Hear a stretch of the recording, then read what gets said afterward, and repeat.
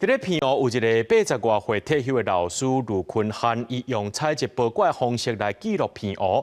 另外一个是50岁伫咧片湖做研究的吴明汉，因两个人因为有同款的兴趣，爱片湖也爱技术，变做是好朋友。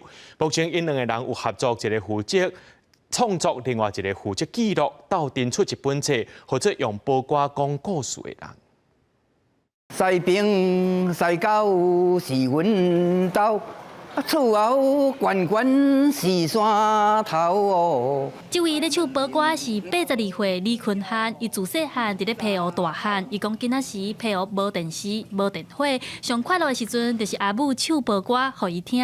毋过因为无记录，这款报歌已经渐渐失传啊。较早迄是口传，所以拢唔知影啥人编的，所以人若走过身了赶走，就即个都报告就断掉啊。大汉了后，伊甲台湾本岛做老师，生活真无闲。大家登去皮湖，就发现会晓唱报歌的人愈来愈少，规个岛上就剩一个人会晓唱报歌。所以伊退休较有时间了后，就开始创作。对2002年到达，拢总创作1200条的小报歌。转去的时候发现讲，即两个岛的人拢搬走了足多啊！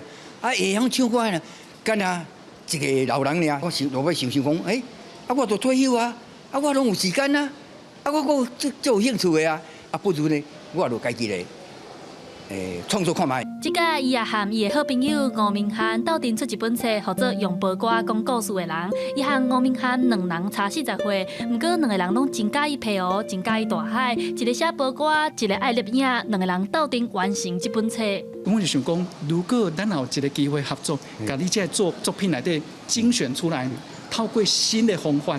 来编，希望讲，互片湖的学生囡仔，佮中心来熟悉因爸爸妈妈，甚至是阿公阿嬷迄个年代定伫唱的报歌。为着要甲老师的小报歌传予后一代囡仔知，这本册毋但请台语老师做正确的台文翻译，佮有华语的解说，连边的英语解说拢是吴明汉亲身落去翻，希望透过文字甲皮湖的声音、皮湖的特色，拢记录落来。记者陈阿选林旭凯台北报道。